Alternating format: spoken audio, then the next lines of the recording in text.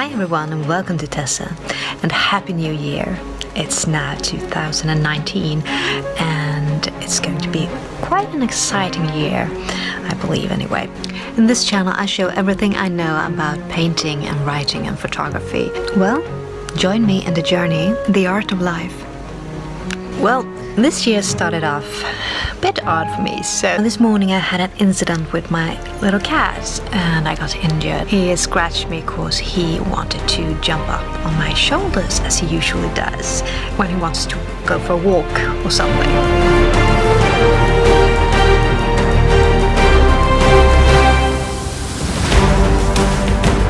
I wasn't aware that he was going to jump up on me, turned around and, well, put my hand up. If you're sensitive to this, you might want to look away now because it looks bad, but it isn't. Here you can see. This is what it looks like. It's not any deep cuts, so don't worry about it. It will heal quickly. But the thing is, it will take about a week to heal. So that would mean I wouldn't be able to do any videos. That would be kind of bad if I let that stop me. And I thought, no, I'm not going to let the little things stop me anymore. I'm going to paint anyway. But for those of you who get kind of upset with looking at things like that, I'm going to cover up with a bracelet, so you won't see much of it. It's not the worst anyway. Okay, so I've got this bracelet that I'm going to cover up with. So if you're sensitive, you don't have to see the worst of it. Now that's explained with my little incident with the cat. I'm going to show you how to paint an ice rose. These ice roses are a theme that I've been making and they are going to be put up in my Etsy shop very soon, I promise. So if you're interested, you should go check that out. I have a link in the description box below and you can go from there. Now here you can see the materials I'm going to be using in this video. I'm using a small canvas, 18 by 24 centimeters or 7 by 9 inches, a charcoal pencil, flat palette knife, and some acrylic in Winsor & Newton paint. And the colors that I'm using for this ice rose are titanium white, ultramarine, deep turquoise, Payne's gray, and Winsor blue. And also a piece of cloth to wipe off any excess from the palette knife. The first thing I do with very light hand, I sketch up a rose. I'm putting the flower a little bit above the center of the canvas to get a nice composition, so it's easy on the eye to look at. This is one of the most important things when painting or photographing for that matter, is to get a nice composition, and that is another video. And if you'd like me to do that video, do let me know in the comments below. The rose itself isn't that hard to draw once you get a hang of it. To understand a rose, you draw half circles around and on top of each other until you get the size that you feel is right for the painting.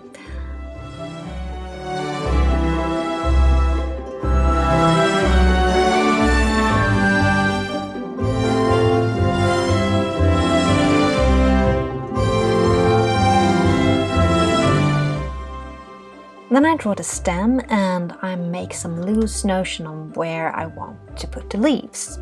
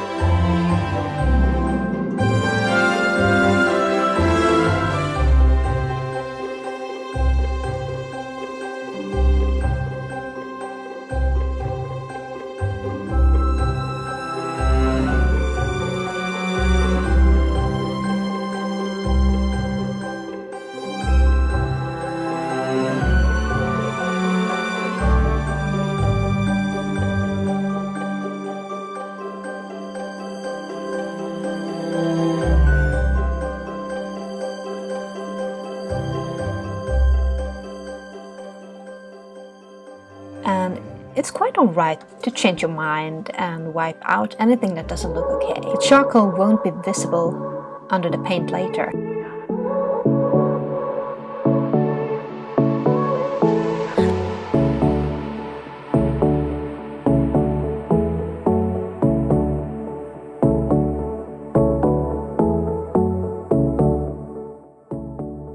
So I start by putting some paint on my palette and I go in with the knife, making the background first.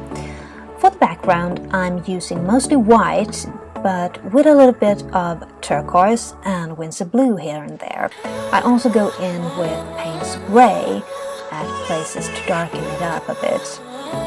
I'm working in the length here to get emotion and the illusion of an icy background, and I smear the paint together to get that right effect.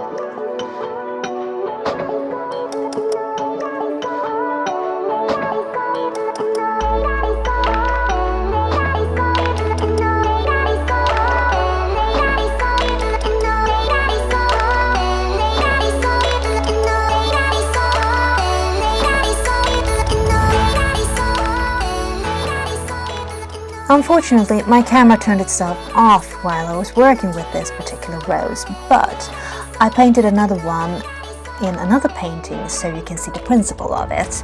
And here's what it looks like. Then I go in with some Winsor blue mixed with white and a combination of Winsor blue mixed with Payne's grey in equal amounts. And I paint the petals of the flower and I vary them and that way I'm starting to build up the rose.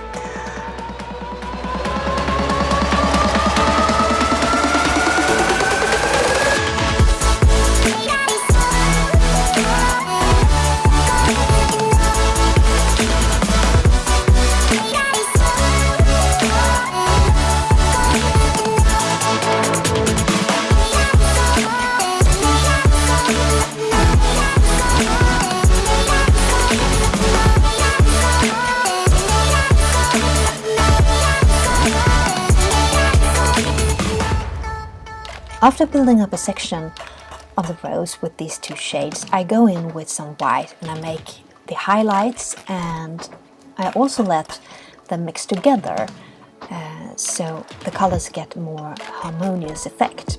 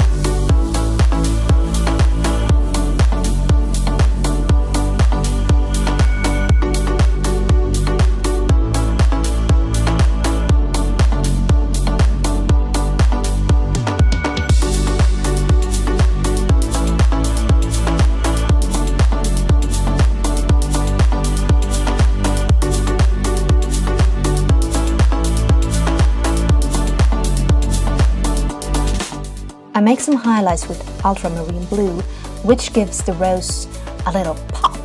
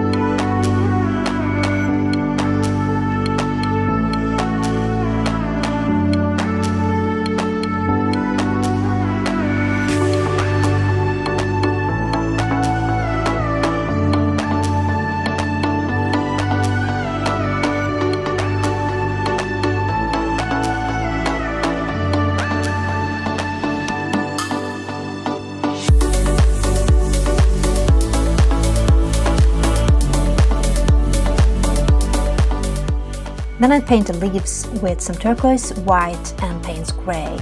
Leaves are so grateful to paint because there are all kinds of varieties out there. Also on roses. A rose doesn't always have these perfect rounded leaves with the small teeth that you can see in the store. It can have a very leafy structure.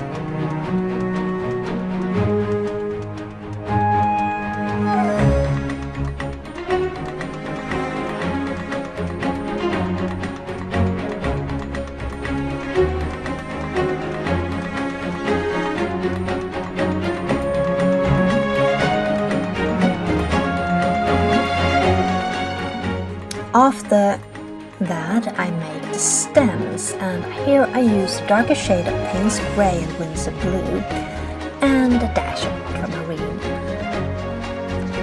The smaller crown lips that are seated just below the flowers I also paint a little bit darker.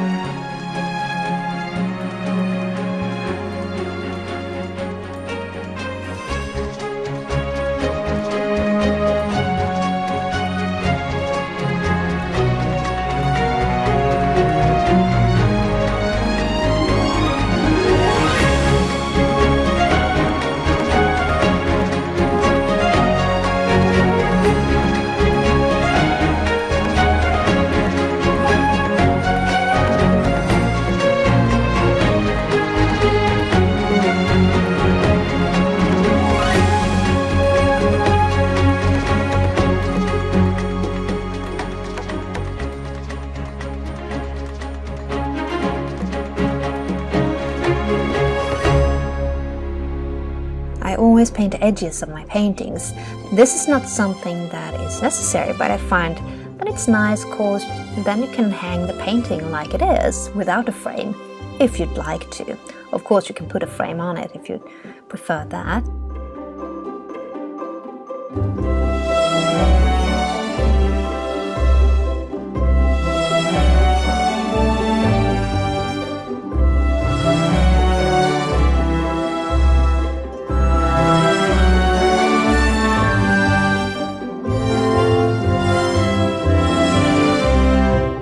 Now I let the painting dry before I add the snow with a sun feather brush.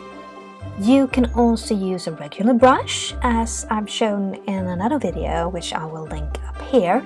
That technique is doable here too.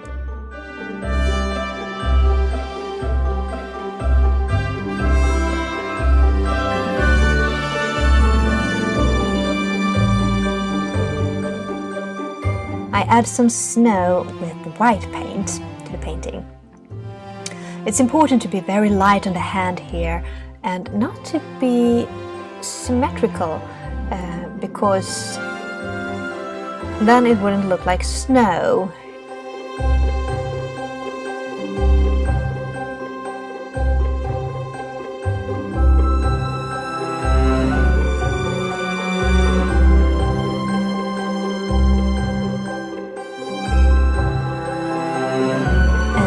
It's time to sign and see your results.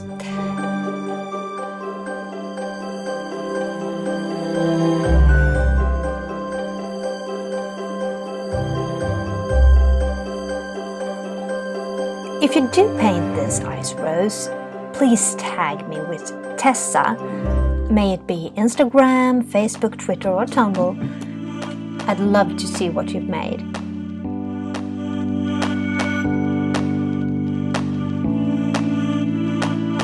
Thank you so much for watching this video.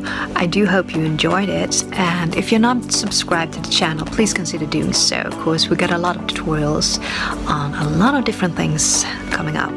And if you like this video, do give it a thumbs up and maybe even share it. Bye, lovelies.